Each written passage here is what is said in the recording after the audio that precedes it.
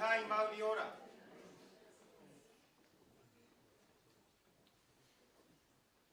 E papana te whai titiri.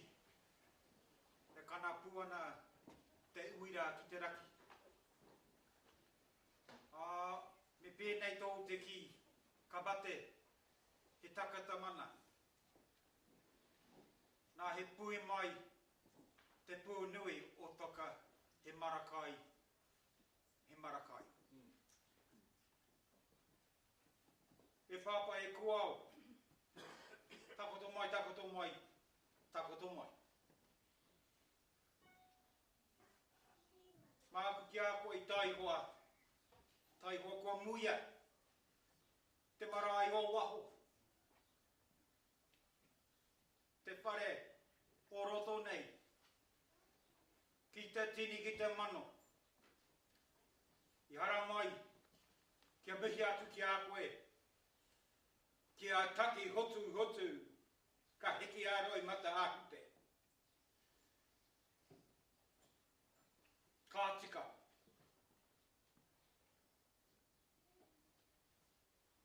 Ka tika. E te rakatira.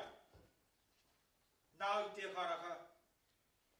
Nā tai mai te iwi.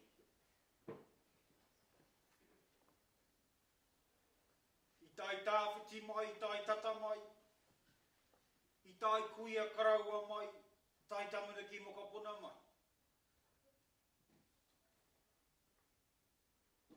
Tai mai ki e noho kātahi. Kai raro i ta tuanui o tō whare. Kia whakahonore atu i a koe. I te mea tai hoa. Ka hoki atu koe ki o tupuna. Nā rātau koe i karaka.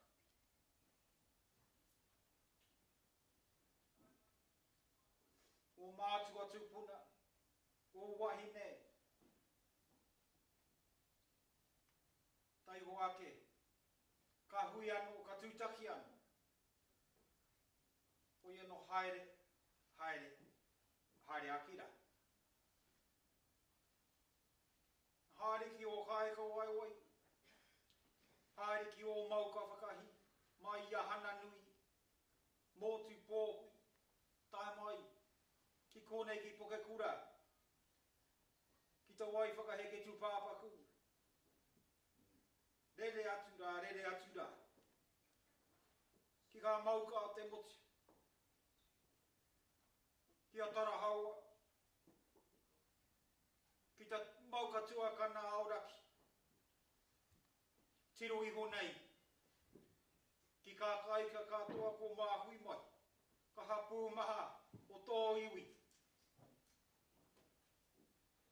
O kai tahu o kāti māmoi. Me te rāharakataka kareku i a koe o kāti hāwea. Mihi mai. Katai ka hoi ato waka. Hautia te moana o raukau. Hiki hia kā mau ka whakahi o te kā mau. Tai atu ki te rereka wairua. Ruku hia te wai ora tāne. Haere, haere, haere atu rā, ki Hawaii ki nui, Hawaii ki roa, Hawaii ki pā māma. O te atu wai.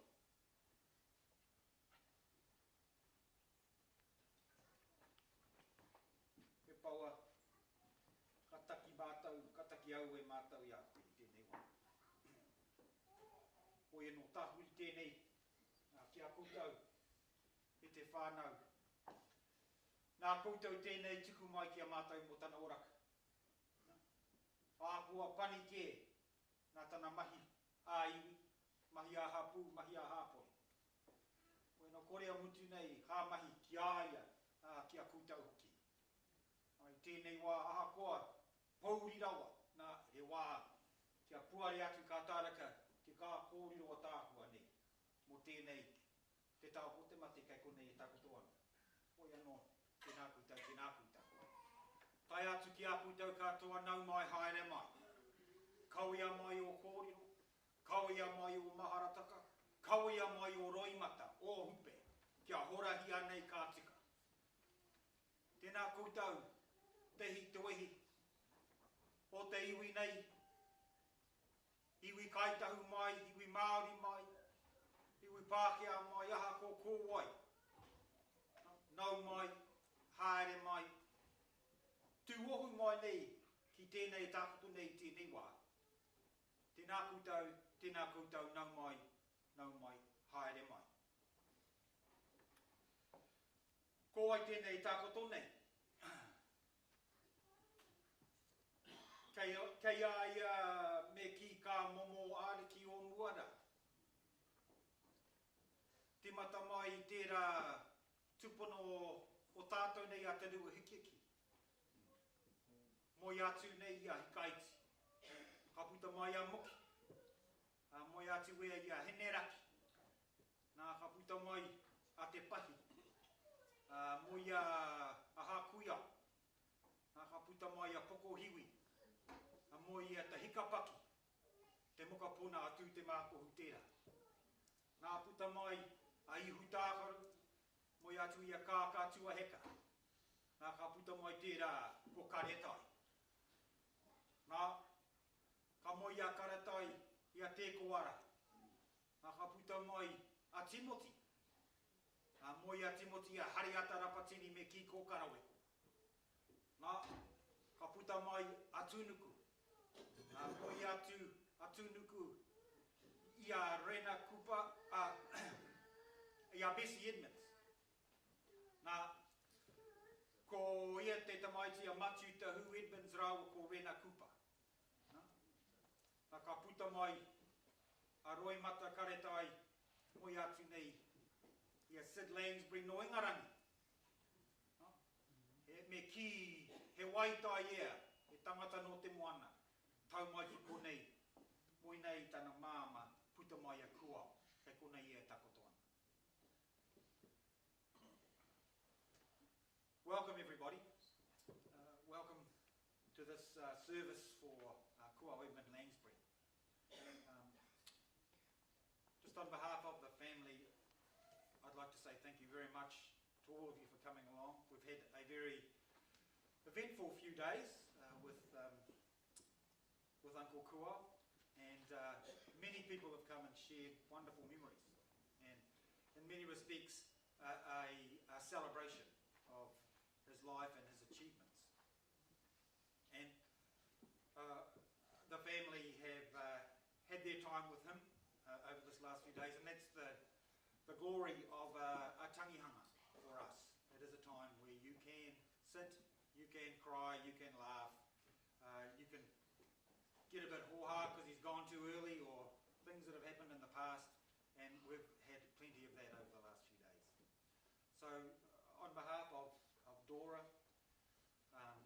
Kwani and Liz, and of course Tamati, who's not here with us today, but also many of Kua's whāngai children and his grandchildren that are here today, they thank you very much for coming along to share these last few hours with Kua.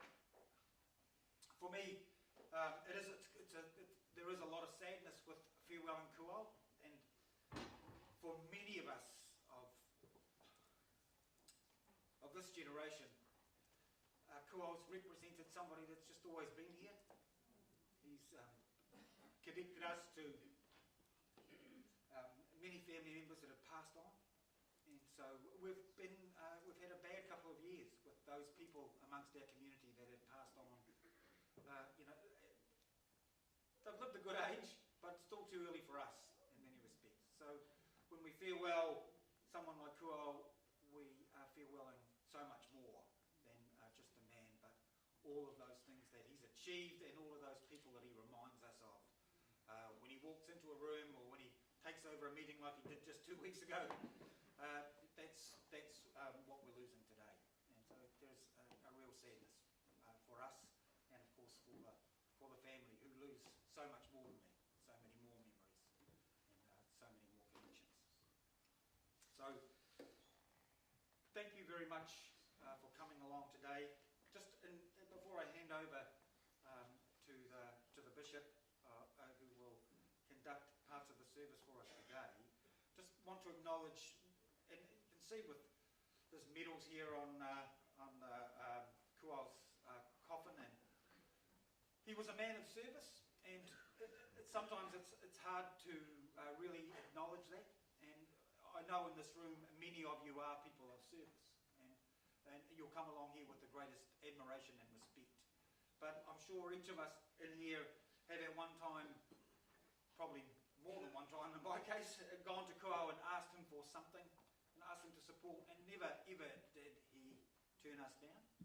And no matter what might have happened the week before, or who's in and who's out, and who's good and who's bad, and whose whanaunga you might be or not, Kuao just stepped up every single time.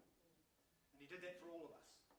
And that's something which we probably underestimate the toll that can take on people, but also the amount that it means to give, and then to give again, and then to show up at the next meeting, and then give again, and that was very much Kuao's life, and we are all benefactors of that. And often that's done with very little thanks. And so the last few days have been full of lots of thanks and admiration for Kuao. Perhaps many words that weren't said to him while he was here with us, but they have been said over the last few days. So Kuao, go well. Kia ora tātou.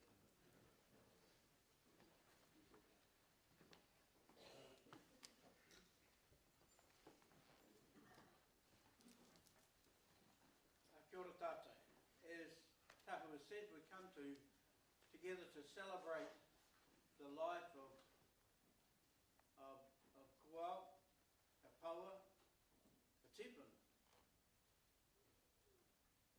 an uncle, a friend, a papa, a father. And we do that with our presence, with our love, that we share today in attending here today. So let us stand together and sing the Himene Tamangako Māori.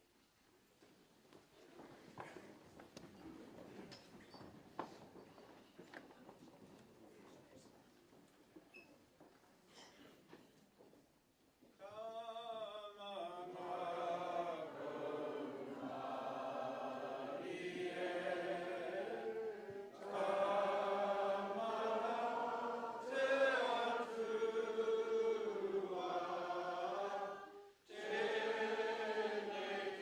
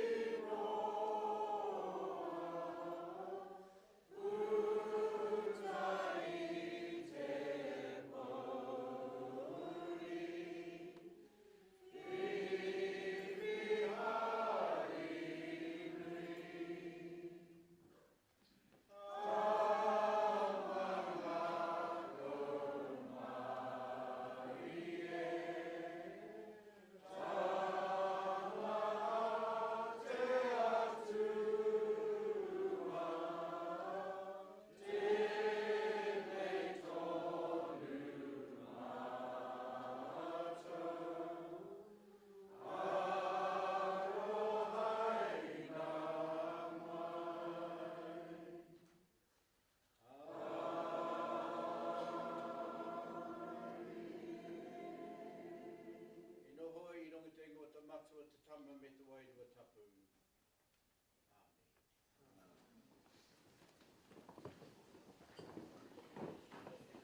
As we said, we've come together before God to remember the life of Kuau, to commend to God's care and keeping, to commit him to be cremated, and to comfort those who mourn with our sympathy and with our love, in the hope we share through the resurrection of Christ. Hear the words of Jesus Christ our Saviour. Kua hau te aranga me te ora. Ko ia e whakapunu ana ki a hau. A hakoa kua mate.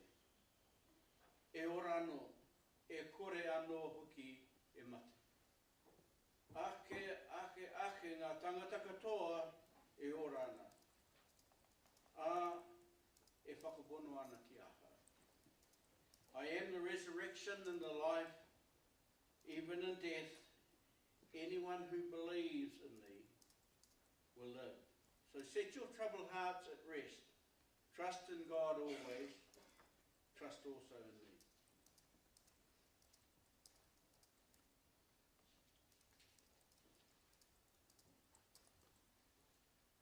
Hare mai ki a hau e koutou katoa e māwiwi ana e tai maha anan.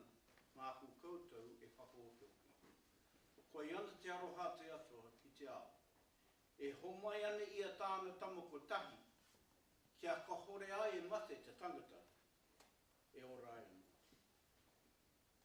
Engari, kia whiwhi ai ki te oranga tonu tau. So therefore, although we have been separated or parted from Kuau, none of us need ever be separated from the love of God. And as we pray, God, our comforter, you are a refuge and a strength for us, a helper close at hand in times of distress. Help us to hear the words of our faith, that our fear is dispelled, our loneliness eased, and our love and our hope reawakened. May your Holy Spirit lift us above our natural sorrows to the peace and light of your comfort and your constant love, through Jesus Christ our Lord. And in just a short time of remembrance, I just want us to take a few seconds in our own place, in our own minds, and remember before God all that this great tōtararuri has meant to us.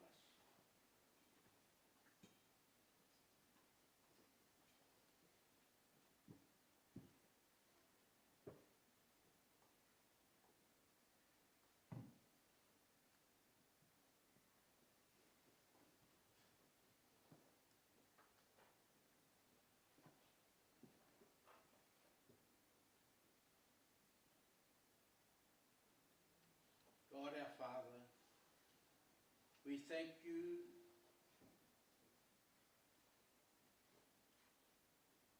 for the life of such a wonderful man who spent his life working for his people, not selfishly for himself, but for his people, his family. And so we thank you that you gave these gifts and talents with which he was able to serve. We thank you for the years we shared with him, the good we saw in him, the love that was received from him. Now give us strength and courage to leave him in your care, confident in your promise of eternal life through Jesus Christ our Lord. Amen.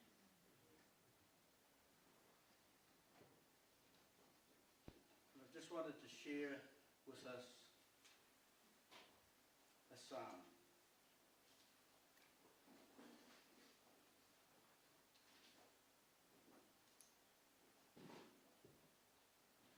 Ko hau, ko iho anake te tapu, I te kana e marmana. The Lord is my shepherd, therefore can I lack nothing. You, Lord, make me to lie down in green pastures and lead me beside the waters of peace. You receive my spirit and guide me in the right pathways for your name's sake. Yea, though I walk through the valley of the shadow of death, I will fear no evil. For you are with me, your rod and your staff are my comfort. You spread a table for me in the sight of mine enemies, and you have anointed my head with all my cup is overflowing. And surely your goodness and mercy shall follow me all the days of my life. And I will dwell in the house of the Lord forever and ever. Glory be to the Father, and to the Son, and to the Holy Spirit, as it is now, and will be, world without end. Amen.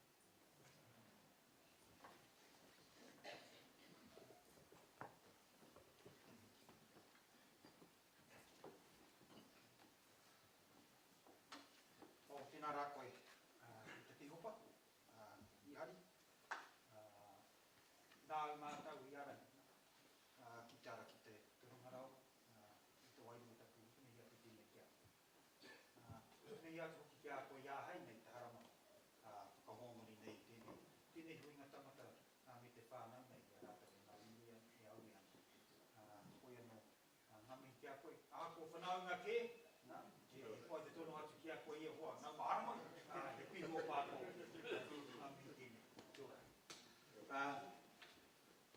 We're just going to hear now from some close colleagues of Kuao's, and we'll hear from Matapura Ellis from Poketauraki, David Higgins from Moeraki, and Sir Tipene O'Regan of Awarua, and they represent, of course, the local leadership of Ngaitahu and also the greater leadership of Ngaitahu, which was a huge part of Kuao's life.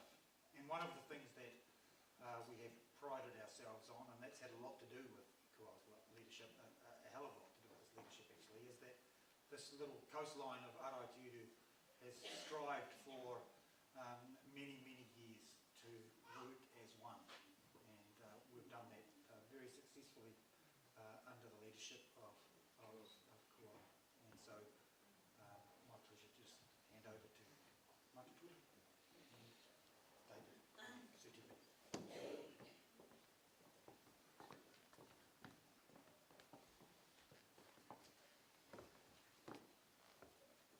I te paua, I te rakawhira moe mai, kia ngā wari tēnei wā, ngā kera mana mai o tātou, e hui mai nei mā hou. Good morning everyone. I've just got a small window into aspects of Kuao.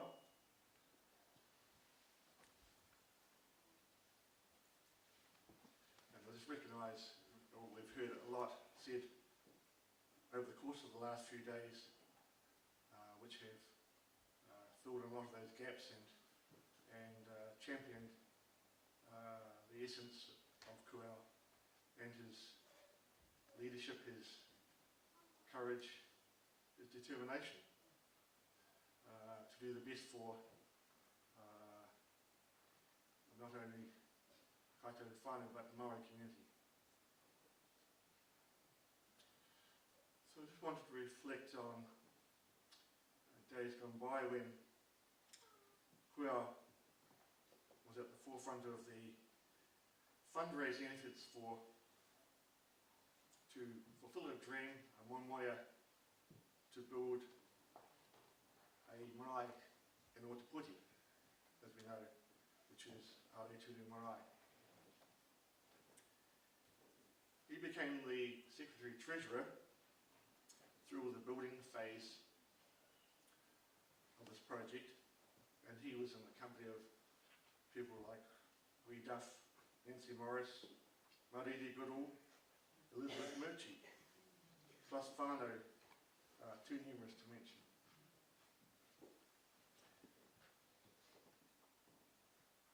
Aotearoa Marae opened on the 6th of February 1980, Waitangi Day. It's a day I do remember, had its poignancy to it. In early 1981, there was another moemoeā to set up a kōkiri on the marae at Aotearoa. When the proposal was accepted by government, the position of kōkiri manager was advertised and Kuau was blessed with the appointment, probably not realising this would become a lifelong passion. At that time in 1981, kōkiri was a PEP scheme. Some of these anachronisms come rolling back to us. Yes. With one supervisor, Wiremu Quedley, and five trainees. Kuau grew and developed the kōkiri with a passion for upskilling rangatahi and retraining adult learners. Around about this time, a secretary administrator was needed. And so who better than to fill this role than his little wife, Jenny. As kōkiri grew, Kuau knew all Tauira by name. And I think that's a mark of who he was. He was so interested in people.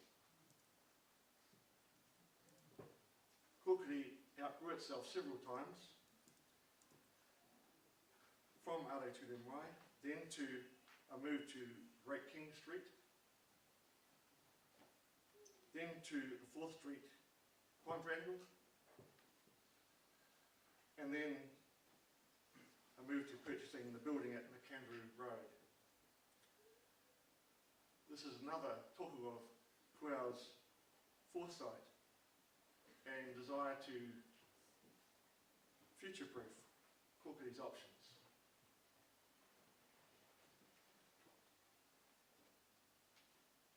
During this period, many community events, including the Te Waiponamu Māori Women's Welfare League, a national conference was held in the mid-1980s. There were lots of pre-claim settlement hui, you will remember those well. The kōkiri had its catering component, and the kōkiri became synonymous with helping whānau and their events for tangi and other hui that the hospitality course would come and cater for. One of his star tauira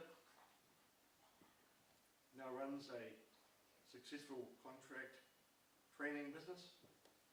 Another became a successful accountant, and yet another a very successful chef, just to name a few of the many who benefit from kōkiri. Kōkiri was deep in the heart of Kuau, and he beamed from ear to ear when he talked about those, not just the super successful persons, but all people who achieved a better life for themselves in adulthood.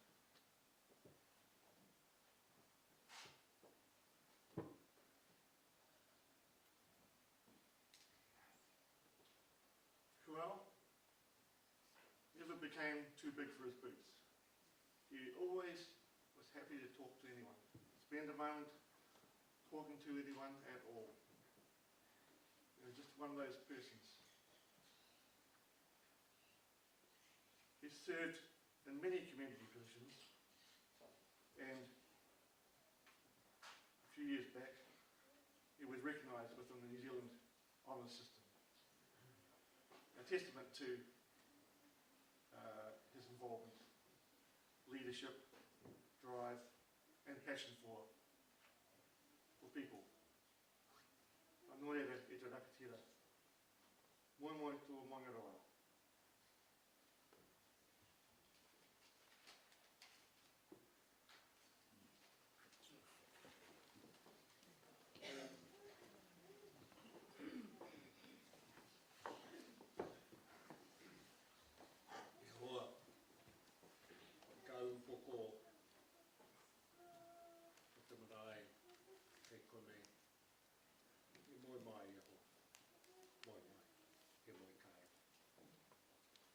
Good morning, everyone.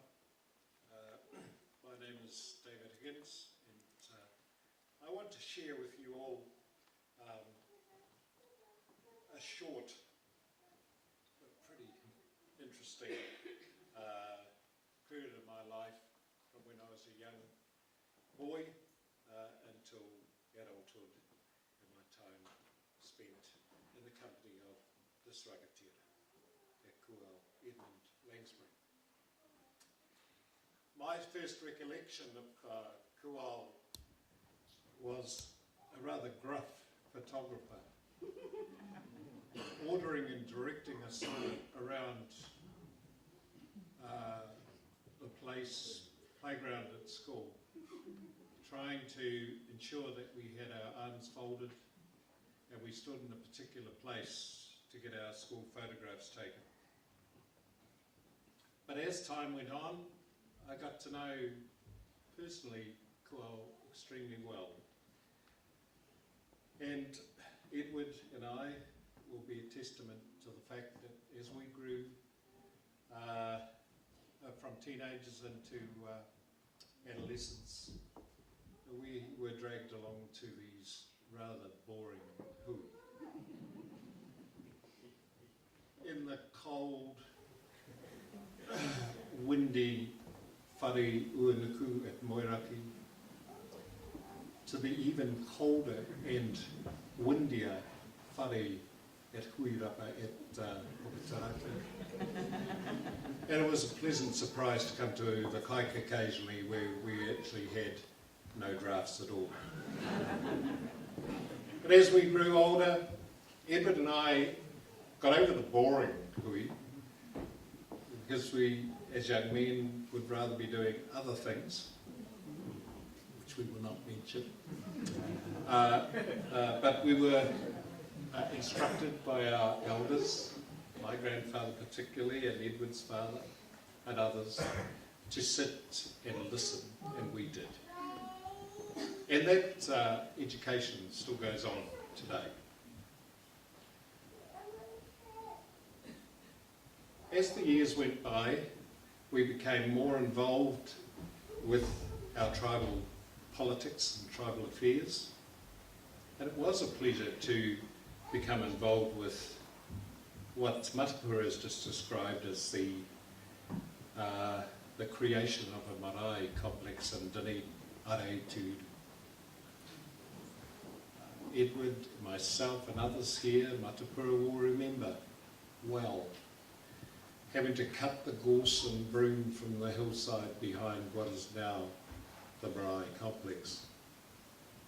We did that by hand, and we did have the help of some PEP schemes and all sorts of vagabonds that walked past. But I remember one of our elders decided that we should upskill ourselves, so he went and bought a chainsaw. We were amazed, Edward, with the sound. We'd never heard a chainsaw before, but we managed to get this chainsaw and we cleared the slopes at Aretude. I do remember Kuao being there, instructing us from down below, of course. all those years ago. And we finally opened Arai Tiuru Marae with some fanfare, didn't we, Tika? As the years went by, I was forced, unfortunately, or fortunately I think, to take on the role as the Arowhenua member of the Ngāi Tahu Māori Trust Board. Now, from my perspective, as a guy who used to bait groper hooks for long lines out of Moiraki and set crayfish pots every day of the week, this corporate Māori business wasn't me. And I still well remember Arowhenua whānau arriving at Moiraki and forcing me to take on the responsibility as Trust Board member. When I went to my first Trust Board meeting, all these very austere gentlemen were standing there in a row. I knew Bill Solomon, he was my cousin. I knew Rick Tull, he had a reputation. I knew Timpani, he also had a reputation. But the one I really respected and knew so well was this man. And he became my mentor. We travelled up and down from Christchurch to Dunedin, and Dunedin to Christchurch many times. And as Liz has explained earlier this morning to the whānau, a trip with Kuo in that station wagon was something else. He never slowed down, that guy. He never slowed down. Sometimes I would convince him that, hey, I've got to drive, bro. You've still got to get down to the kai. But it was always an educational trip, and as a mentor for me, as a young man, growing up in this corporate world, it was really, really important for me. And I thank you, Kua, from the bottom of my heart. I learned so much from him. Te Kereme came around the corner, and before we knew it, we were at Rangiora High School for our first hearing. And we all fronted. The Pai was just full of these, of mana, of people of mana. And we've seen some photographs in the last few weeks of that Pai. Both men and women. Kua was there, and he followed the tribunal down here to Arai Tiuru. The one endearing thing about Kua was he actually never ventured far from his takiwa. He didn't come on the journeys down to Aurua. He didn't go over to the west coast, over to Te Tai o Hautini. He didn't come up to Kaikoura or hearings in Christchurch. He stuck to the pa he knew well. And he stuck to this place that he loved so much, this coastline. But we always knew he was so consistent, and the tenacity that followed the Trust Board members around as we prosecuted our claims before the tribunal was evident every time we came to Otago to have a hearing. After the hearings were completed and we waited patiently for a report, finally the report came out. Most of us had a go at trying to read the report books, except Rick Tay. Rick just read the conclusion. But the rest of us, we really had a go at it. Sitting at that Trust Board table was always a delight. At one end was Tipene, the chair. At the other end was Kua. And in between, we were all dotted up and down the table. I remember O'Regan. He arrived at the meeting one day with a bottle, a squirter bottle, and he went about the process of cleaning his glasses. Wipe, wipe, wipe. We're all looking at this, you know, we're par boys and girls. We've never seen anything like this before. We just use toilet paper or something. It didn't take long before Rick Toe grabbed that bottle and he had to go. Wipe, wipe, wipe, wipe. And that bottle went right around the Trust Board table. I remember that. It went right around the Trust Board table.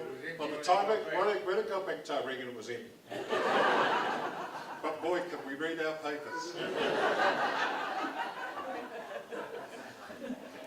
Kual took on the responsibility of one of our negotiators of preceding our settlement. And with a guy with his experience and the consummate ease that he was able to manage that process, it was just, it gave us all at home so much confidence to know that we had people like Tipene, Jane and others working on behalf of the Trust Board and our iwi. Following settlement, of course, there was time for Kual to then take on the responsibility in the commercial world, and he became the chair of Fisheries, Property, Holdings Corporation, and as I said, he was a consummate chair. He was a consensus chair, and he managed people extremely well. I've seen him in all sorts of strife, particularly with some of the aunties from down here, and he managed them supremely well. He was a master at it. The last thing I'd like to say this morning is Kual's been leaving a message with us all for the last year or so. He made a statement at the Hui a Iwi in the town hall in Dunedin. He expressed his concern that our commercial companies don't seem to be interested in anything north of the Waimakariri and south of the Rakaia rivers, and he was disappointed that we hadn't put any effort into any commercial development in the south. And many of you will remember his words, which always started with whakarewa, whakarewa. Got it. And he went on with his rant about how we should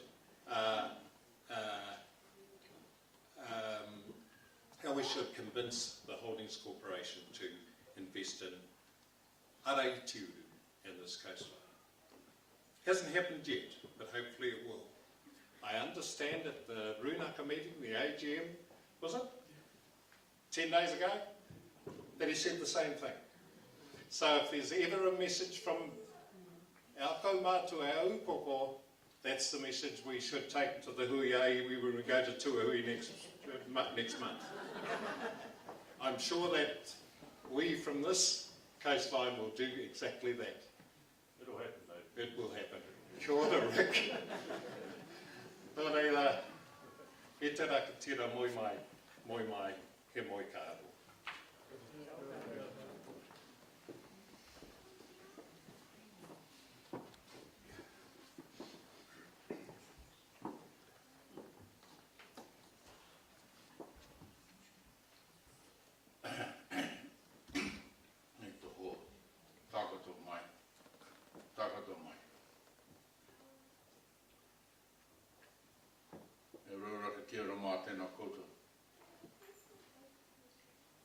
I would like to attest to the truth of David Higgins' account as to my glass cleaner. But it's symptomatic of the very rapid growth and innovative approach of the Ngāi Tahu Trust Board in the development of technology.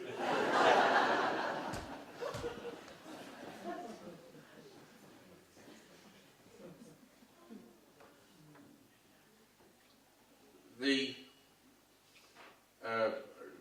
Kua succeeded Hawea Ellison onto the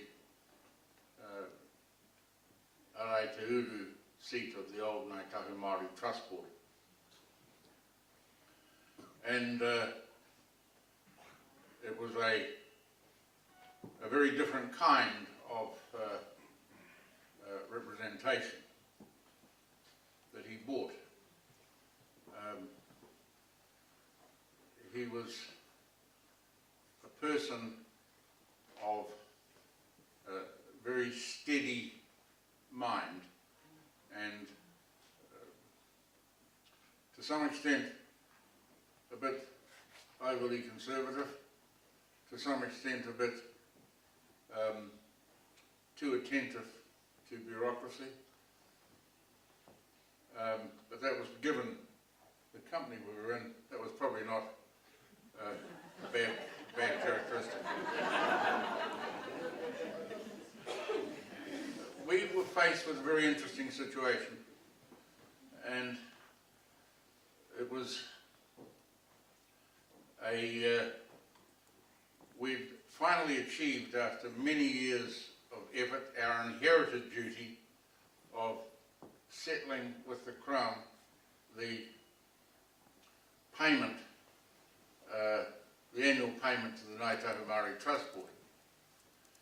And so Sid Ashton thought the job was done, and he, the Secretary of the Trust Board, and he hauled us up one day and said, well, if we don't really need to hold board meetings, we could, the office can do the lot, you just need to come together once a year and sign the cheques. And he thought that the annual payment matter having been settled thanks to Matu Rata, that it was all over. And we had a different view. And it was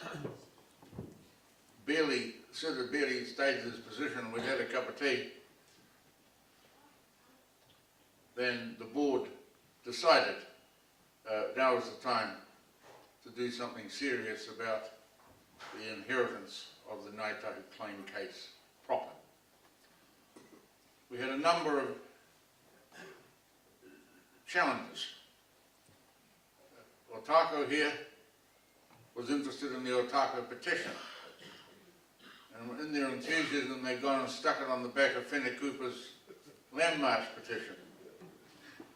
And anyone who knew anything about Lambton Key knew that the Land March petition was going to go down the drain, because Matu Rata from the north had no time for Whenekupa from the north. It was to do not entirely, with Ratana Catholic conflicts and secular divisions in Taitogara, but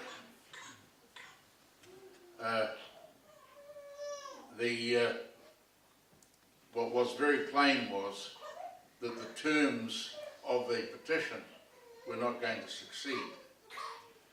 And Rata particularly was challenging in the House Whenekupa for her fact that she was protesting not one more acre of Maori land to be sold, at the same time as she just sold all her late husband's Maori land.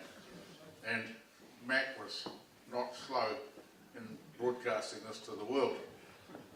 They were very vigorous times, and Matt was, of course, to leave the Labour Party and go away and form Mana Motuhake some little time later, but that was after his protector Norman Kirk had died. And the relationship of all this was pretty rough. Well, it was quite clear the Otako 10th petition would go down the drain with Whenekupa's petition, and so my great battle was how to extract the Otako petition from it. And Auntie Magda Kuau, and then a little bit later Edward came to the fore, and we were successful in doing that. But it took quite a scrap, and our biggest opponent in the select committee, curiously enough, was Peter Tapsell. And I tell you what, if it had anything to do with Ohunimutu, we would have been in. But the great New Zealander was not prepared to consider life south of Rokoamona. And in that time, we were aware of this petition. We were aware of other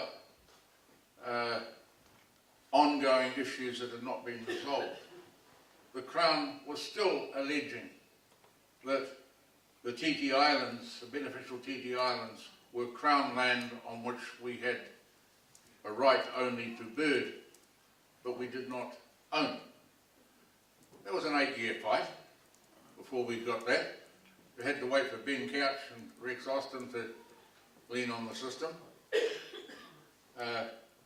We had all these different battles, and the board members were very much aware that the annual payment to the Trust Board was time to go.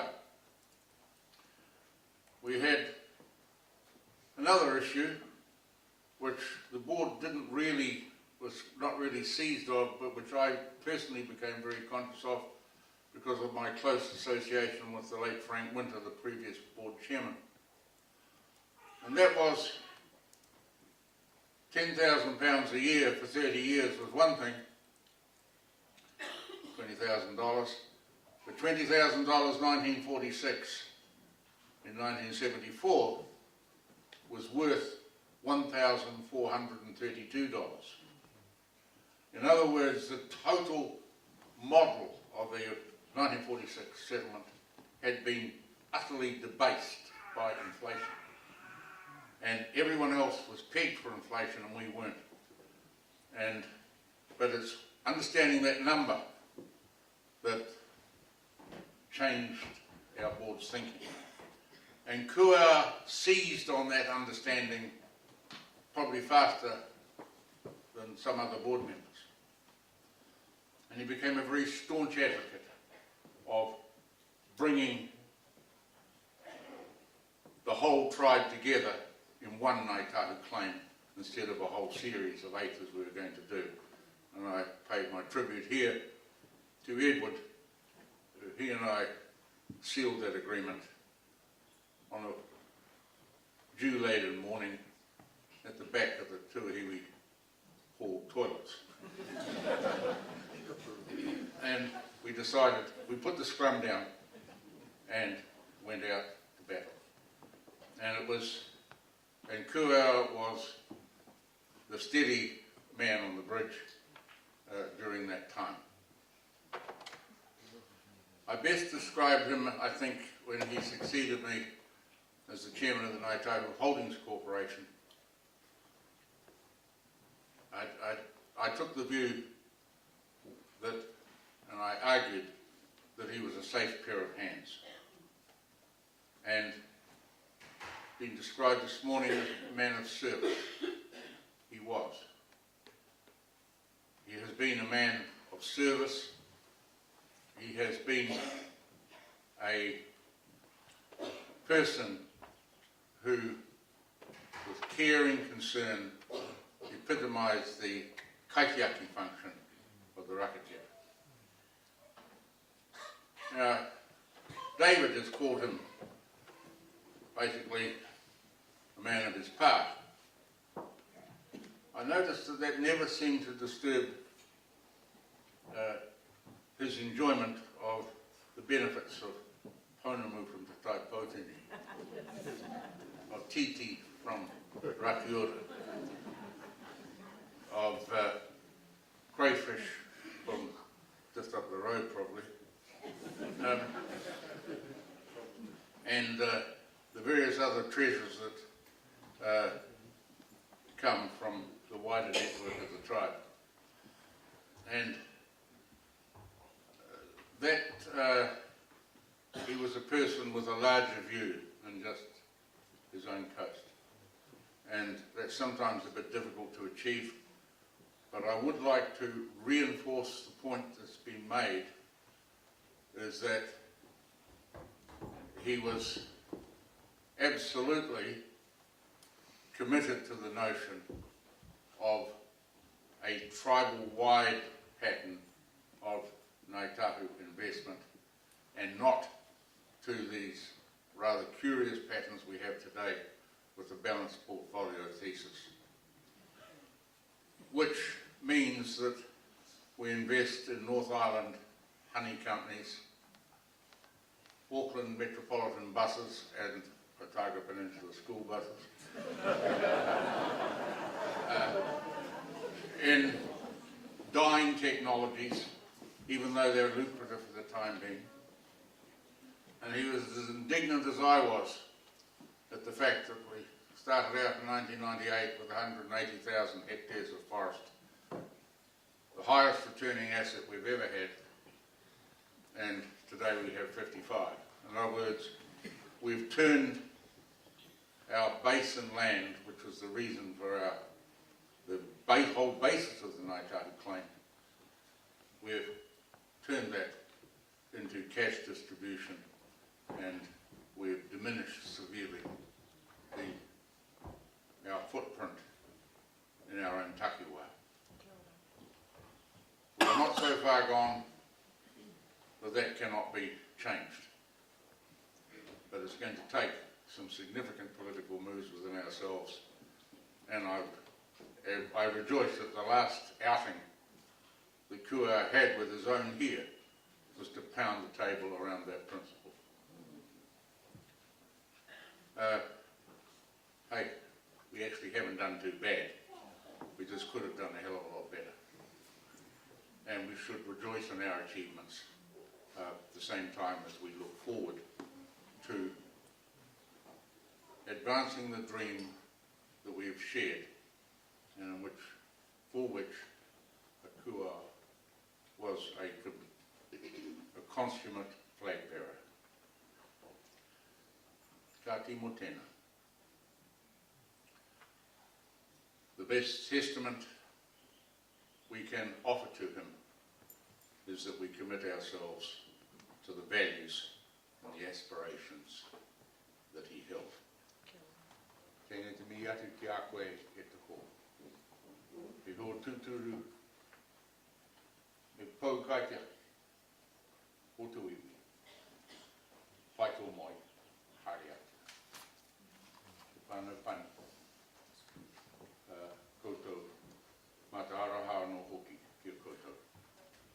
He rauraka te rama, tēnā koutou, tēnā koutou, tēnā tātou.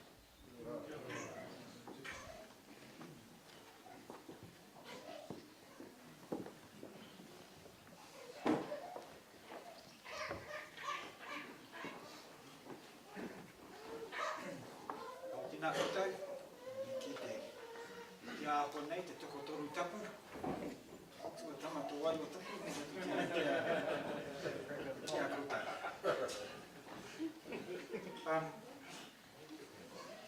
We have a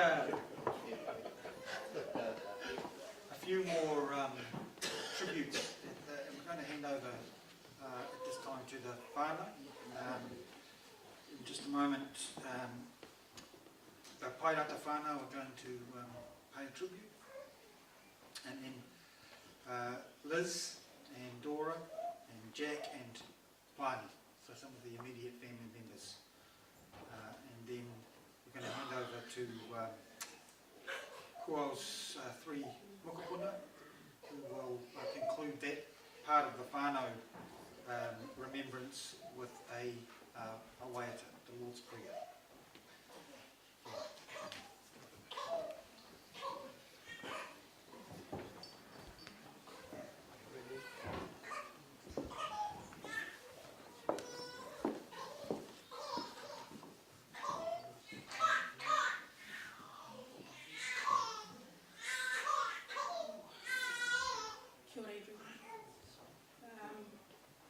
Pairata connection, our mum was the third wife, and Kuao inherited 8 of us.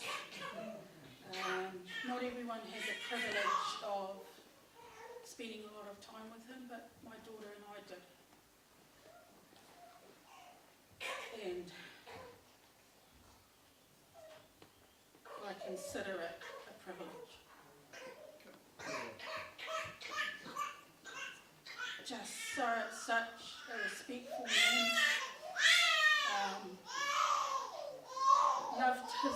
loved his children and all his moko. He even loved mum too. Because they got married in 1987, which incidentally, and I mentioned this at Mum's tangi, was the year the All Blacks won the first Rugby World Cup. I would like to acknowledge Dora, Hawani, Lizzie. Lizzie and I are probably the closest out of the siblings. She comes up quite regularly with Dad to see Dad. I call him Dad, and I have done for the last 2 or 3 years because he's the only Dad I recognise. I want to acknowledge my siblings, Paul, Kia, Nathan, Fitu, Mahana, sorry, and all their children. Thank you so much for coming. I know, oh, Leon, sorry, wherever you are. Sorry. I know Dad will be pretty stoked that you guys made the effort to come. I just have a couple of personal things. We shared a love of rugby, as a lot of my friends who are here today know, so I drive everybody mad. I'm going to miss him because he's the only one I can talk to about rugby. Even Hawani doesn't like rugby. Did you say that in public? Yeah. And I do believe it's live streaming. So, yeah. It's me. You don't know anything. We also share a love of nature, and David Attenborough is one of our favourite people to watch on the Discovery Channel. He actually makes nature and wildlife interesting, and yeah. What's that? Gardening.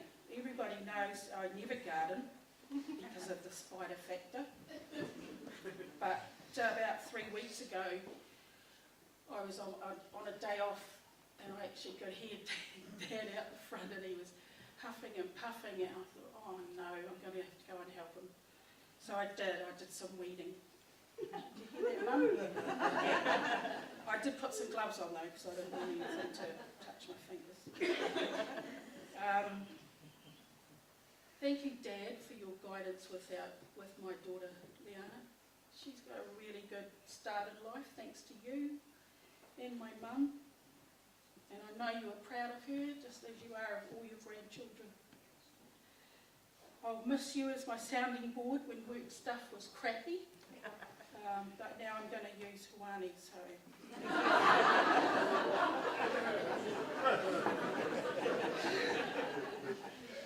You're amazing, wonderful man. You're our rock. I don't know how we're going to go on without you. Liana and I will miss you forever. Thank you.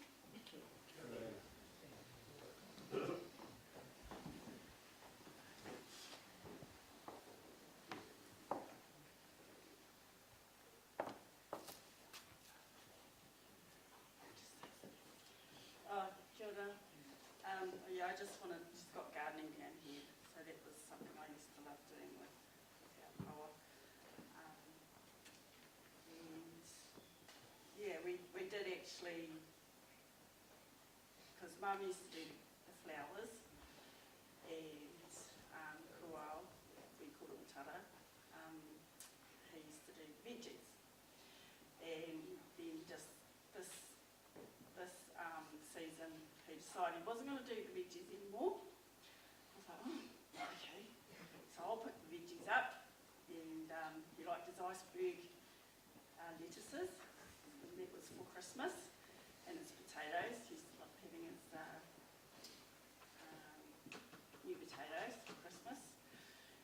Yeah, so the gardening was a special thing we used to do together as well, and he trained me up to get the moss out of the cracks in the at home, and dig all the weeds out, and yes, all come and do all the weeds, and he taught me how to do the roses, how to prune the roses in August, but he also shared a lot of special kōrero about many of the whānau here, who many of the whakapapa. I was privileged to share that with us. yeah. I miss taking the mutton pies. I used to take mutton pies, and then I thought, oh, I'll be healthy, I'll take Subways. We did have Subways, we did have a bit of lettuce and that, but it was always the mutton pies. He loved the mutton pies. So, yeah, I used to go and have a wee catch up with him at least once a week. Yeah, so we'll stay with him, and yeah, huge loss for us. But we're going to sing a song now. Everyone knows my voice.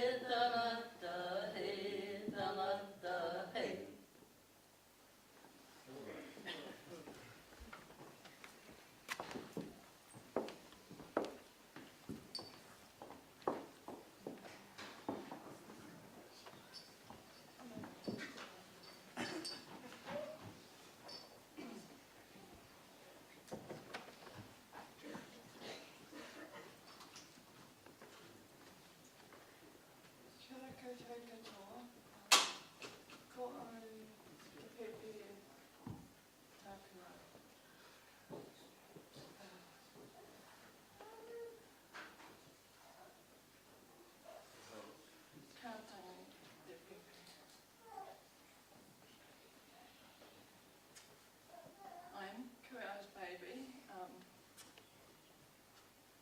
when the baby's hurting, the baby cries. So I wondered what Dad would say to me when the baby's not crying. So what I'd like to share with you, some of you might have heard before, is Letter from Heaven.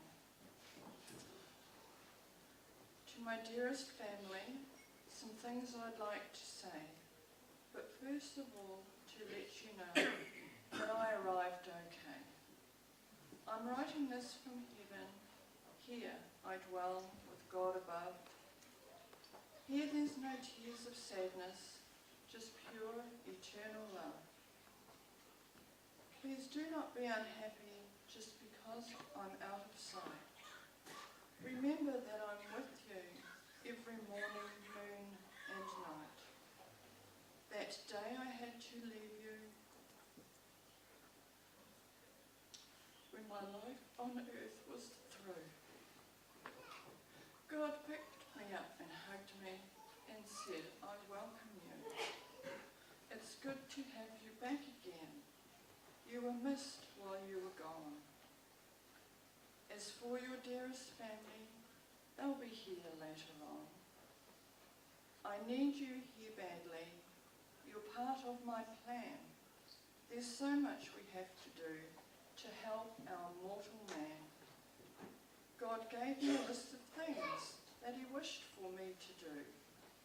And foremost on the list was to watch and care for you.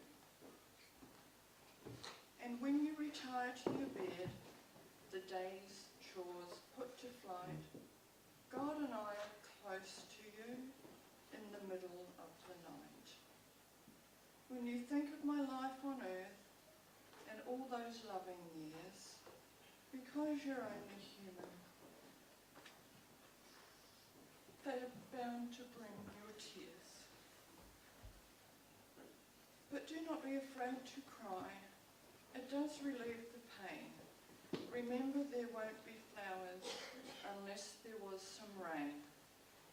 There are many roads ahead of you, many hills to climb, but together we can do it, taking one day at a time. And now I am content that my life was so worthwhile, knowing as I passed along the way, I made somebody smile. When you are walking down the road and I am on your mind, I'm walking in your footsteps, only half a step behind. And when it is time, and when it is your time to go on, from that body to be free, remember you're not going. You are coming here to me.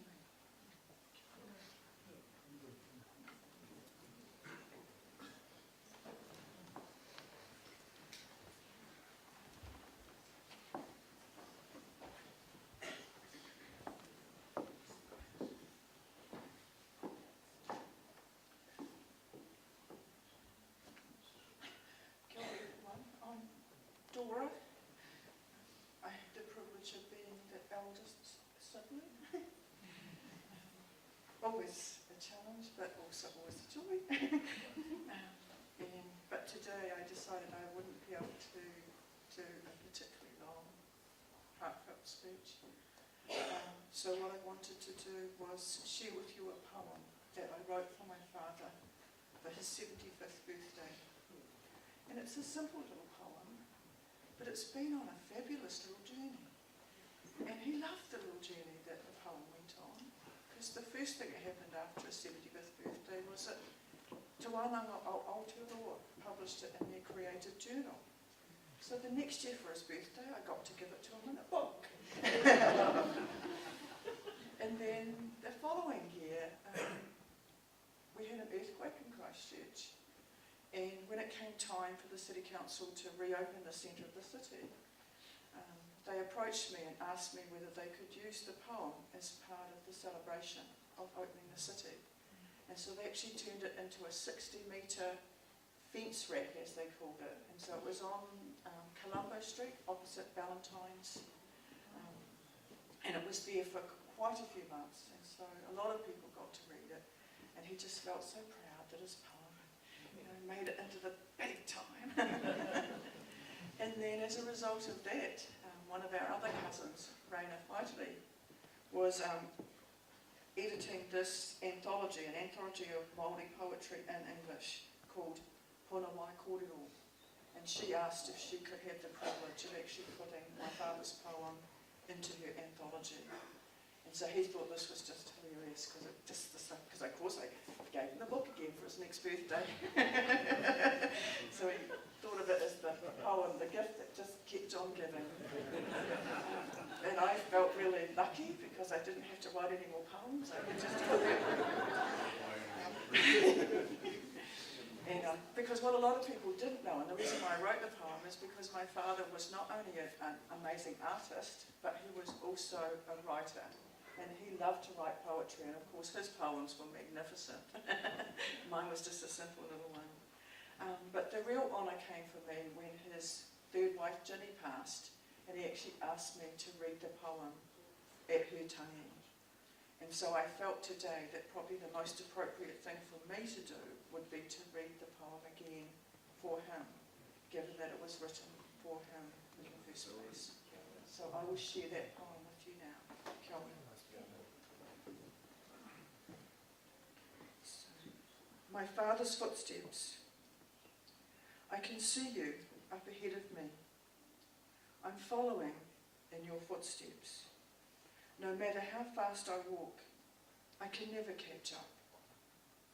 Your footsteps are bigger than mine, but they are warm and safe to walk in. You turn around and smile encouraging me. Then you return to your journey. Thank you for your footsteps. When I can no longer see you, they will always be there, pointing me in the right direction. Kia ora.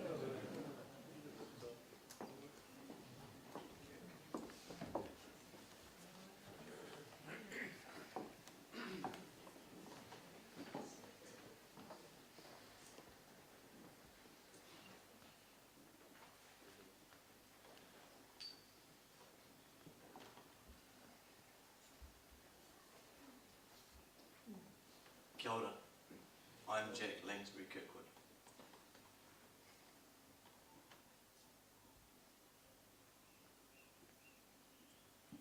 Kua Edmund Langsbury, a leader, an inspirer, and a true gentleman. I am so honoured and proud to call you my paua. Whenever I would see you, you would always greet me with the biggest, kindest smile. And you would accompany that with a good, firm handshake. I will never forget how special and important this would make me feel. It's one of the things I respected about you. You always made everyone feel special. I would always enjoy sitting down with you in your lounge and hearing about the stories of your life. And it's hard to comprehend that we won't be having any more of these conversations. I feel like we've just reached a point where we could sit, relax, and enjoy each other's company. I also thank you for letting me use your old camera gear. And often you came to watch and support me in my football games. Even though deep down I knew you wish I had played rugby. But, sorry, Paul. I will always know that having you in my life has given me a lot of confidence and belief to achieve to the best of my ability. You're an inspiration and a role model to myself and to others. For this, I cannot thank you enough. The person that you have been and the things that you have accomplished have given your mokopuna a path to follow. You have shown us the way, and now it is our turn to carry on. We know that you will always be watching over us and will give us strength when we are in need of it the most. You were so proud of all your mokopuna, and we hope to continue to make you proud. Kia ora. Kia ora.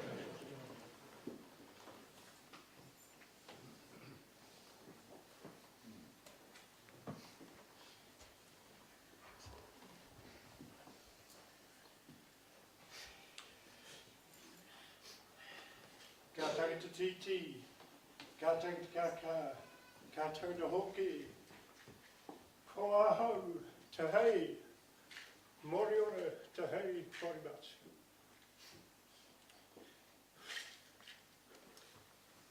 I've tried 12 times to write what I'm going to say to you today and share Father's life. Some of the parts have already been talked about, and I threw those away in several versions. And I now understand why I don't write my speeches. I've gone back to the first one and I wonder about those hours and hours that I've lost over the last few days that I could have been watching Star Trek or something. But here I am and I'm back at the beginning. It was a cold and still morning in the Ida Valley. The temperature had yet not risen above 0 degrees. There was a little wind, and this sort of rattling in my pocket, I should get rid of that, but I'll hang on to this instead. Taua Roimata was in the throes of giving birth to her third child, who today we have gathered to recognise and celebrate, my father, Kua Edmund Langsbury.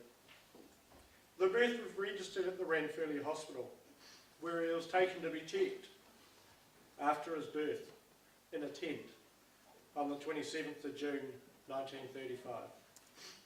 You know how hard it is to get a weather forecast for the 27th of June 1935? They were probably the best hours I spent in the last few days. As a child, I can recall, should any one of the children have left the door open in the house, he would bellow, "Were you born in a tent?" And after a short chuckle, we would hear the closing remark, because I was. Sometimes there was only the chuckle. My grandfather, Sydney Arthur George Langsbury,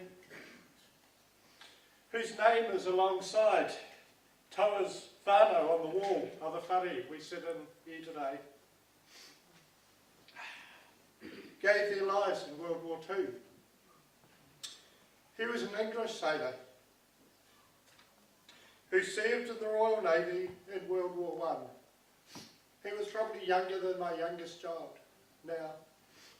He can't have been more than 12 or 13. He fought on board the battleship HMS Conqueror at the Battle of Jutland and arrived in Dunedin aboard the light cruiser HMS Dunedin. So I can understand why Kuau had affinity with the sea, and that has flowed through into his moko. After about 20 years of service with the Royal Navy, Sydney came ashore and married a Maori princess from the Kite, the youngest daughter of Pohepa Karatai and granddaughter of Chief Timoti Karatai. The family then moved initially to Bex in central Otago. When World War II broke out, Sydney Lansbury was called up to serve in the Royal New Zealand Navy and was assigned to the Tamaki training base in Auckland. While serving on a minesweeper, he lost his life in an accident in Wellington. He was just 42.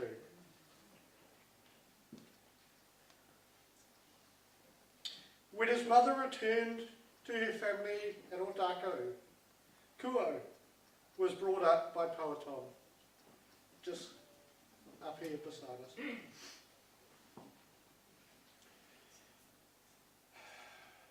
Powhatan was a farmer. He was also chairman of the Peninsula County Council and a member of the Ngāi Tahu Maori Trust Board. Just some patterns you'll hear through today. Dad had very good memories of growing up on Powhatan's dairy and sheep farming, beef farming, going to school at Otako, which had a roll of about 12 or so pupils, half of them related to each other. There was no electricity or telephone. If you wanted to talk to someone, you did it face to face. We grew up around the marae, which was just across the paddock from where he lived. He went on to King Edward Technical High School in Dunedin for 2 years and made the school's first 15 rugby team at 12 years of age. Must have been a strapping lad. He left halfway through his 3rd year. Powhatan had a stroke, so he left school and returned home to work on the farm, also picking up seasonal work at the freezing works and shearing here and there. Growing up next door to the marae of Otako, he became involved in the Runanga politics from an early age. He was elected chairman of the Runanga at just 25. His services to the community were recognised when he was awarded an Officer of the New Zealand Order of Merit in the Queen's Birthday Honours in 2003. Dad never tried to dominate a meeting.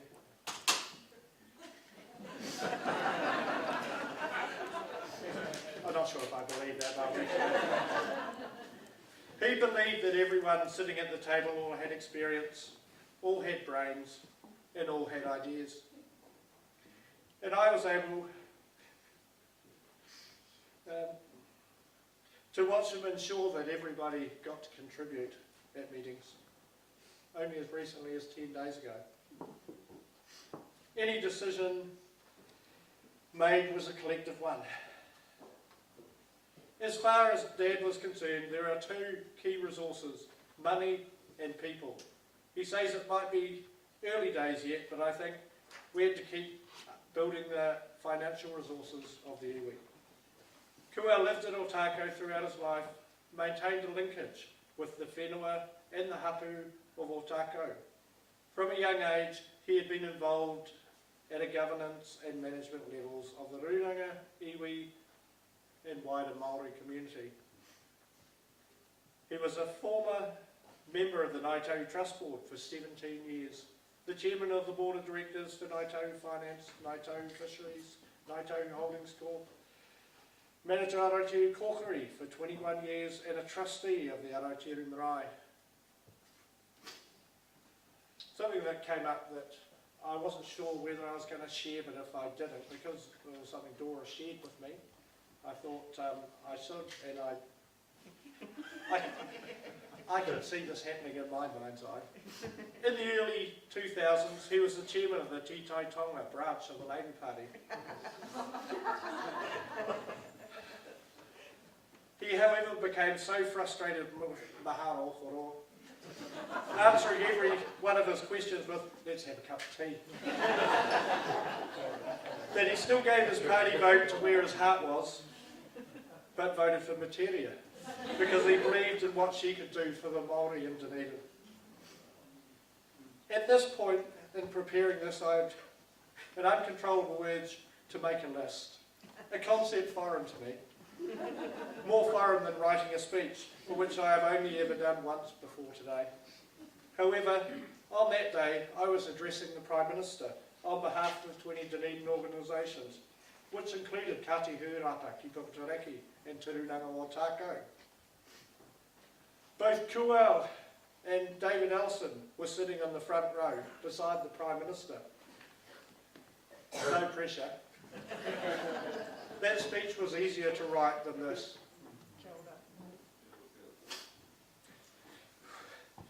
Because I'll have a chance to do this one over. Oh. So getting back to my list.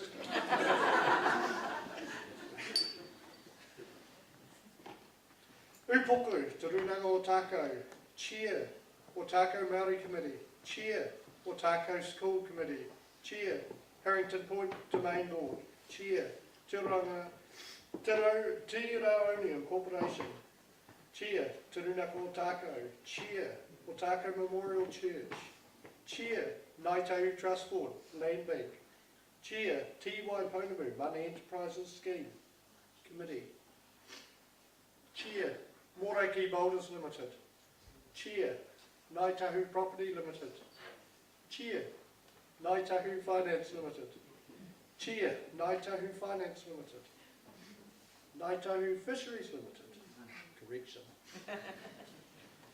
Chair, Ngāi Tahu Holdings Corp, Chair, Araitiru Kōkiri Centre Trust Board, Chair, Labour Party Māori Caucus, Southern Māori Electorate, Trustee, Ōtākau Marae Land Trust, Director, Te Runanga Ōtākau Limited, Director, Kiwi Haka Limited, Manager, Araitiru Kōkiri Training Centre, Manager, Dunedin Taxis, Regional Manager, Wharekau Limited, Otago and Southland.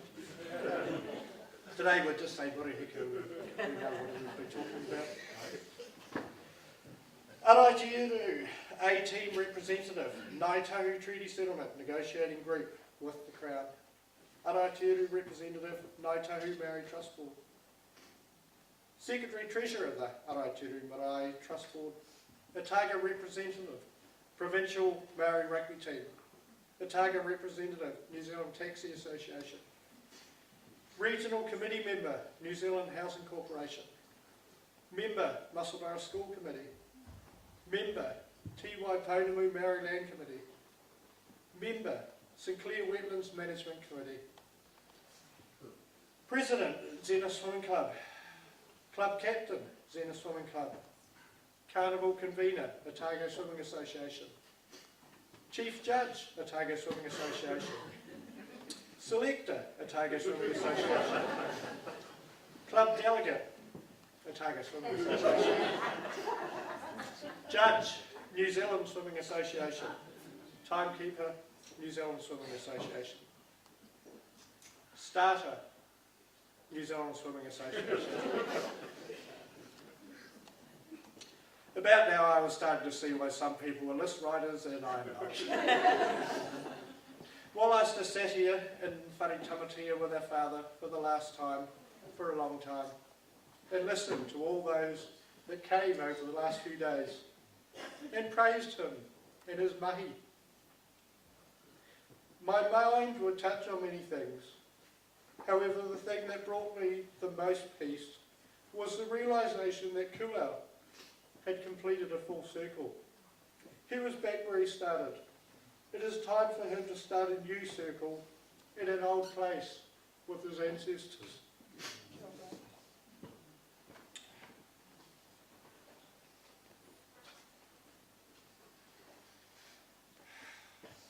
There has been lots of kōrero about the bits in the middle, especially about the mahi that was so important for him to do on behalf of others.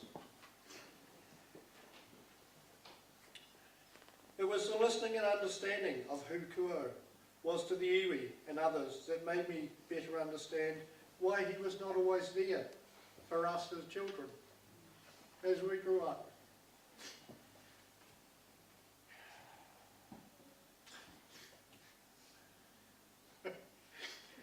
We would go on many hikoi as whānau, usually to compete in a swimming or a surf life saving competition somewhere. These hikoi reinforced to us the importance of whānau because he would have many stops along the way where father just needed to briefly have a meeting with them about something around the kitchen table. If we were lucky, they would have children and we would get to play with our cousins. I think this is where I picked up the notion that attending meetings must be a recreational activity.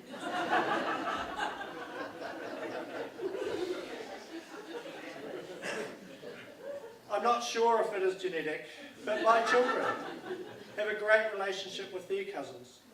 My wife Rose came from Christchurch, and until recently I went to Christchurch every other month for 13 years as the alternate to Tururanga, as the rep for Tākou, and nearly always took the whole family on that hikoi.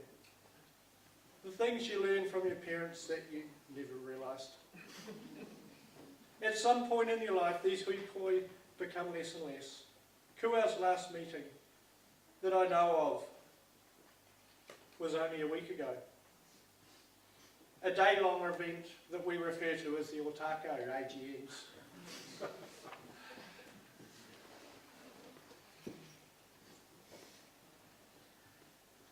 The beginning of Kua's final hikoi was recognised by Tawhiri Mātia, God of Thunder and Lightning, on the 14th of October 2017.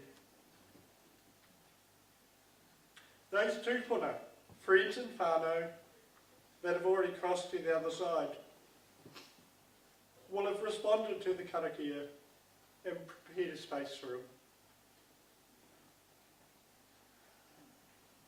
In closing the circle, I am at peace with our loss. In the beginning of the circle, Tawhiri Mātia, through the flapping of a tent door, carried the spirit that became my father. In the end, after several days of Tawhiri Mātia blowing in through the doors of Tamatea and teasing us, the spirit of a great man, the man that he was, has been taken by the wind to whence he came. But I can still hear my father saying, "Were you born in a tent?" The next time you hear the wind whistle through a door, that's ajar. If you listen very carefully, you too may hear that rakatina chuckling. Father, goodbye, and God bless.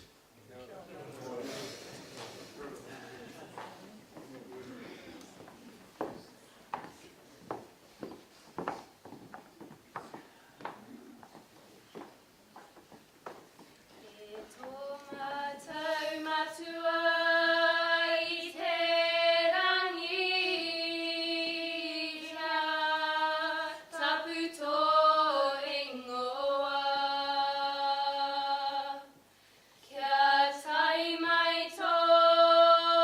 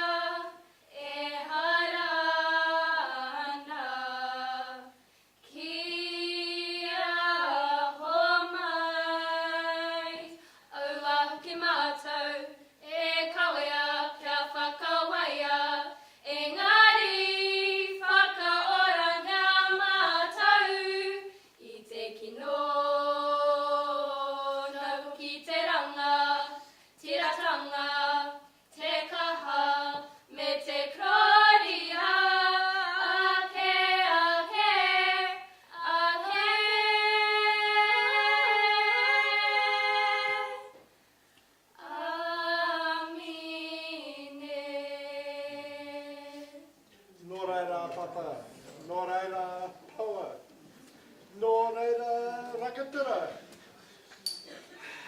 nō reira tipuna.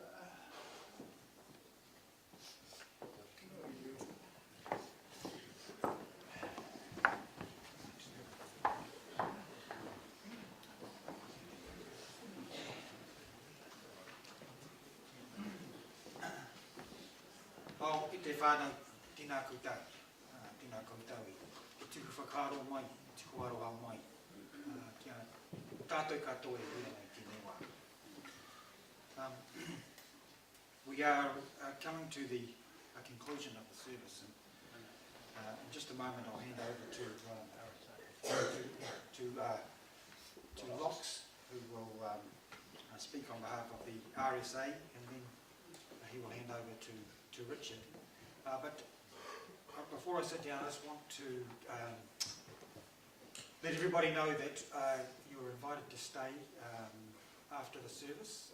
There will be a cup of tea on in Hakuiao, in the wharekai. What will happen immediately after karakia and our final himene, kua will be taken down to the hearse and taken into town for a private ceremony. But what we will do is we'll gather here until the whānau have completed their farewells at the bottom of the path, and when they come back up they'll be welcomed formally back into the kitchen. So if we could just wait patiently until they've returned, and then there'll be a chance for all of us to break a little breath together and share your thoughts amongst yourselves. Kia ora tātou.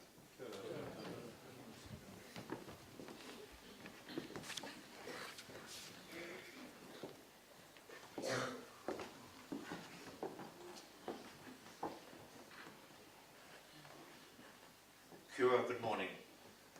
Ex-service personnel, whānau and friends, we meet today to pay our last tribute of respect to a fellow serviceman. NZ 925147, Gunner Kuau, Edmund Langsbury, Royal Regiment of New Zealand Artillery. Kuau enlisted into the New Zealand Army through the compulsory military training scheme. He entered the camp on the 27th of April 1954 with a 13th intake as a 19-year-old and trained as a gunner.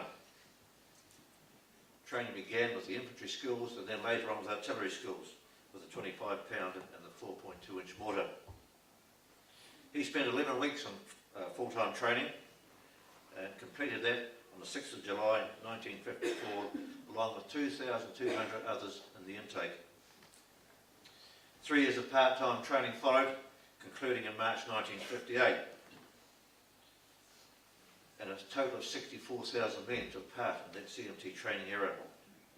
It was important because New Zealand was switching its focus from the Middle East to Southeast Asia with the defeat of the French, the stalemate in Korea, and of course the looming communist terrorist threat in Malaya. The scheme was dropped in 1959. However, that scheme manifested itself where it sowed the seeds of leadership to the minds of many young men. And many of those men went on to become prominent people in New Zealand and become leaders in the community. And Kuau was certainly one of those. Little is known about Kuau's history because the records for many men were destroyed in the fire in 1961. So therefore the regimental records outlining his misbehaviour is not known to us. Although I do understand that on one occasion a train left Dunedin here with a crew to go to camp, loaded with beer to get to Burnham, but they had to stop at Studham to refuel. It would also be fair to say that perhaps Kuau may have erred on the side of caution because he may have had to stand across the table from a relation from Puketereki, the late Brigadier Hawani Parata, and it could have been a family dispute. For his service to New Zealand, Kuau was awarded the New Zealand Defence Service Medal with the class compulsory military training. We thank him for his commitments, his courage and comradeship during his time of service, and for the memories that he has left with us. The poppy is a link between our late comrade and those who remain, a symbol of sacrifice to his service on his country, and I place it here in remembrance.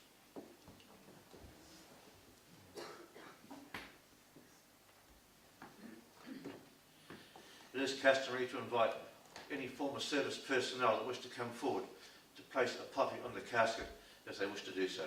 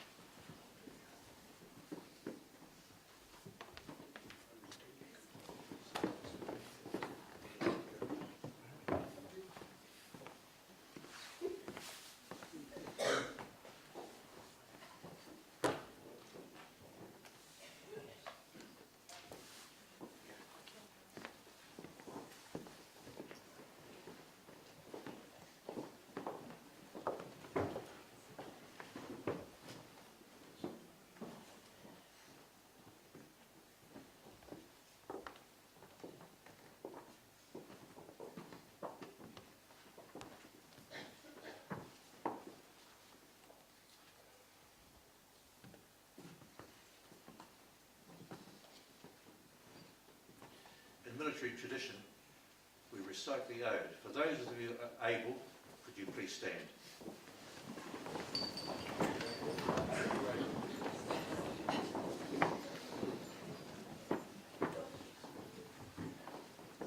They that wait upon the Lord shall renew their strength. They shall run and not be weary. They shall walk and not faint. They shall grow not old, as we that are left grow old. Age shall not weary them, nor the years condemn. At the going down of the sun, and in the morning we will remember them. Ka mamahara, tonu tātou, kia rātou.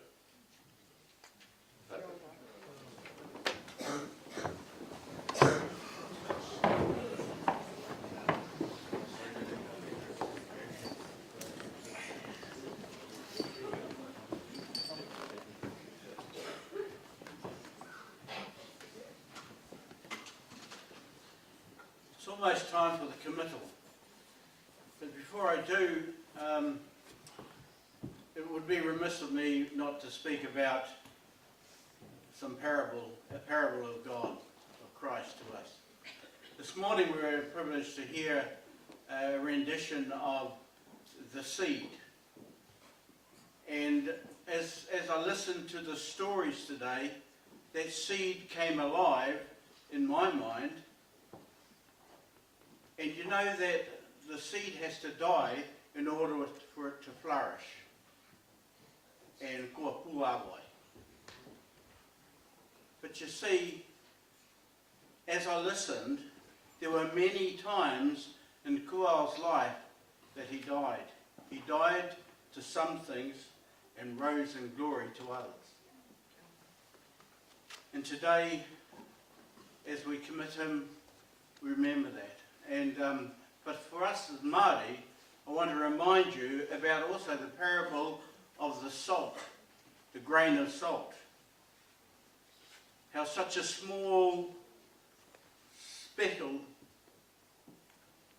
that is gifted to us from God makes such a difference to our meals. Now, it says take a grain of salt and put it on your meal. Unfortunately, as Māoris, we take the whole steak. Now, a grain of salt is good. A grain of salt, hang on, a grain of salt is good for you. A heap of salt is not. And we suffer for that. We have strokes and all sorts of things. Well, we're threatened with it. But I want to say that, to me, in the stories today, Kuao was just like that small grain of salt. Not for the salt itself, but the difference in the flavours that were permeated from him in his lifetime among us. From the smallest child to the tallest mountain. So I want us to remember him as a grain of salt, as he journeys on to his next task, meeting, which no doubt he'll be the chair on.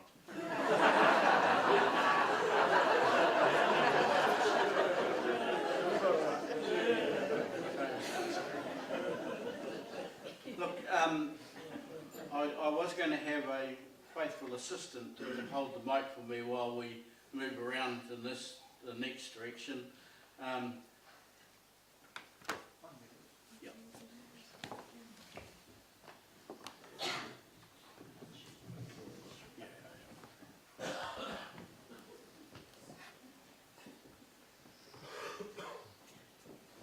Ko ihua ana ke e tapu ana e tikana e marama ana.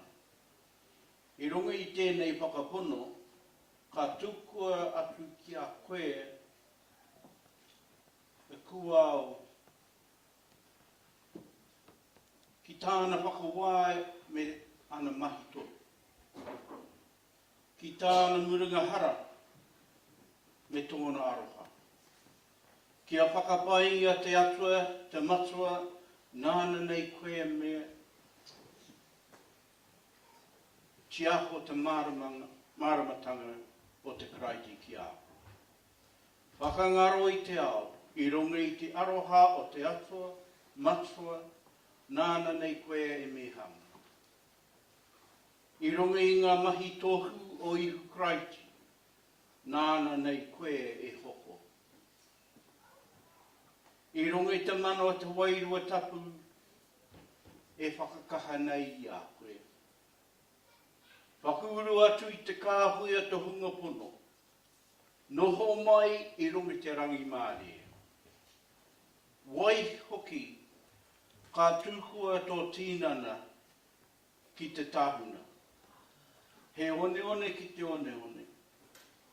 He pūngarehu ki te pūngarehu. He puehu ki te puehu. Me te tino tūmanako atu ki te aranga ake ki te ora tonu. Ko ihu kraiti hoki tō mātau ari ki. Amen. Gracious God, by your mighty power you gave us life, and in your love you have given us a new life in Christ. And we now entrust Kuao to you, who died and rose in Christ, who died and rose again, and now lives and reigns with you in the Holy Spirit, in the glory forever and ever. Amen. We're going to sing together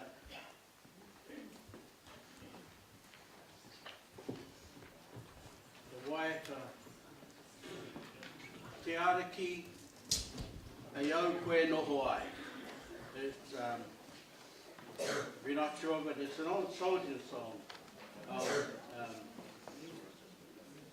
Te Ariki e au koe noho ai. E mono hoki tēnei no te a. No, no, no. Kama te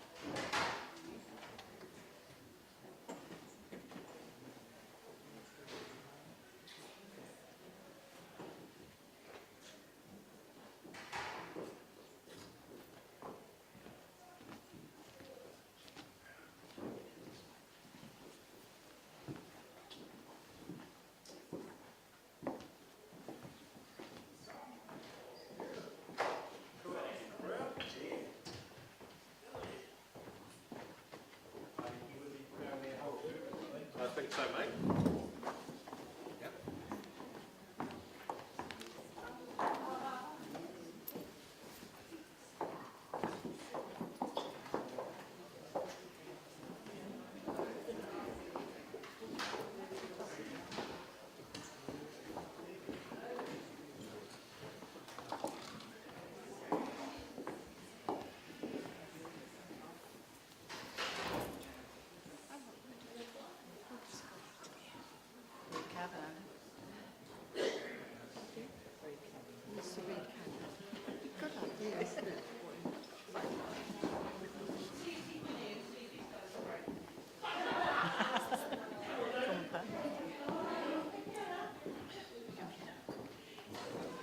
Rude.